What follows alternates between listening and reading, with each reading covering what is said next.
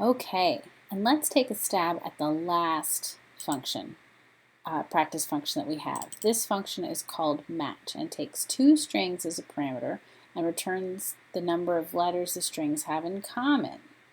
Okay, so let's go about starting to do this one. Okay, let's get our infrastructure set up. This is problem number 2.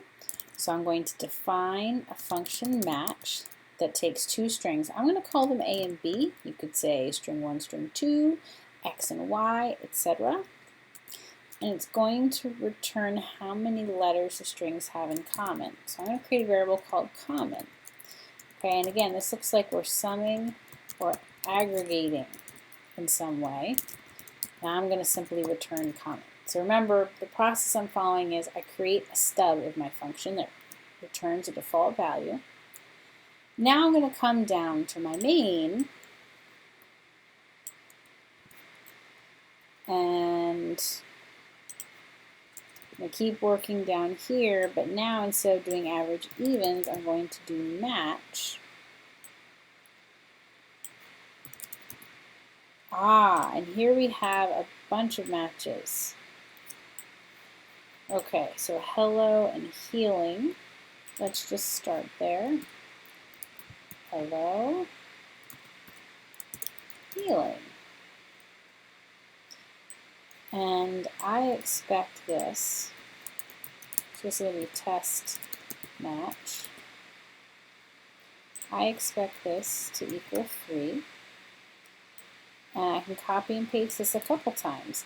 Now, in the previous video, I think it was for problem number 2, and writing this in strings, the first set of exercises, I did a very handy loop. I used 2 lists, and I used a for loop to go through all these examples that I wanted to run. In this case, I think it's a little bit simpler for me to type them out here, even though it does involve some copying and pasting and is not totally dry. But please feel free to use a loop if you so prefer. Okay. Oops. And one thing you might notice here is that increasing the number of letters that they have in common by repeating a single letter does not actually change the output here. So they still only have 3 letters because it's 3 unique letters, H, E, and L. Doesn't matter how many E's or L's are in the strings we're comparing. This match function is going to be counting all of them. It doesn't matter if they're upper or lowercase. Okay, so this should fail. Let's give it a shot. Woohoo! So everything is false. So let's give this a shot. Let's try and see if we can implement this.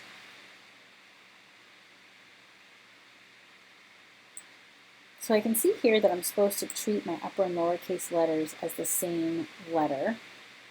Okay, so that's something I can do. So I can say A equals A dot upper and B equals B dot upper.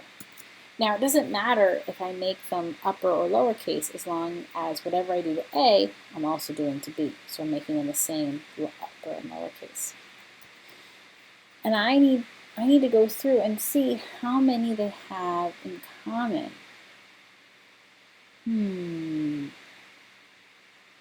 But I don't want to increase it depending on the number there. So I'm going to have to do my counts a little bit differently. So I'm going to do some aggregating here. I can use the count function like we did previously in the last set of examples, but this time it doesn't matter if count returns 3 or count returns 1. It just matters that it returns something more than 0. That's what I want to count. So I have to kind of think through this. So I'm going to loop through my strings. Well, I only need to loop through one of the strings actually, right? Because I need to count the number of letters they have in common. So I can either start with this string or I can start with this string and I can go through all the letters. The most efficient case is to start with the string with the fewest letters, but that's okay. Efficiency was not one of the criteria for grading on this practice exercise. So I'm going to just go through for letter in A. right? And so I'm going to see, if b dot count for that letter. I want to know, is b dot count letter greater than 0? So if b dot count letter is greater than 0, that's the condition under which I want to increase common. So last time we were adding the results of count to our aggregator variable. This time we're counting the number of times that b dot count letter is greater than 0. Ooh, except that if I've seen that letter before, looks like I need to do some uniqueness here. Is that the most efficient way of doing it? So we want to make sure that we haven't repeated a letter already. I wonder if there's a unique function in Python. Let's see. Okay. Python unique function. Oh, well, here's the Stack Overflow answer. Let's see if it'll help us.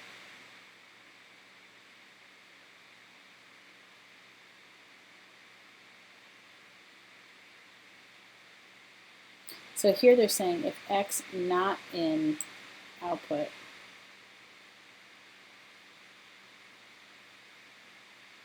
oh, so they're using sets. That's going beyond it. We can use lists, we can use sets. Okay. Or what we could do is keep track of the letters that we're seeing in count. Is another way to do that. Right, because we can use this not in bit. Okay, so let's borrow from that. Okay, so I want to make sure you understand the process we're following here. I Googled for it because I wasn't sure what the best way might be. And this example popped up. So they're creating an empty list that's keeping track of the output. And so for each x in that list, if it's not in the output already, then we add it to the output using appends. So this will actually work for our case as well. I'm pretty sure that the if will also work for our case, but it's escaping me at the moment. So let's go ahead and do this other way. So we might change how we're going to count, because the problem with the solution right now is we're going through for each letter in A. Well, if there's any letters in A that repeat, we're going to count them more than once, which we don't want to have happen. So we need to make sure that we're only counting unique letters in A. So one way we can do that, we could count if a letter is showing up in A more than once and only do it the first time. It's getting complicated. So let's just keep track of the letters we've seen. And we can do that actually, we can do it with a string or a list. And again, there's a lot of different ways that we could be implementing this function. Okay, so if b.countLetter is greater than 0, we're going to increase common, and we're going to add the letter to scene. So what we want to say is if letter is not in scene and b.countLetter is greater than 0, then we're going to increase common and add scene.append letter.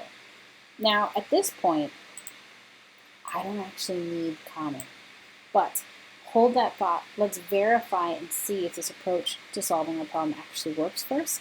Then we can make it more efficient, more dry. Woohoo! Yes, it did work correctly. Wonderful. Okay, so I don't actually need common plus equals 1. Do you see why?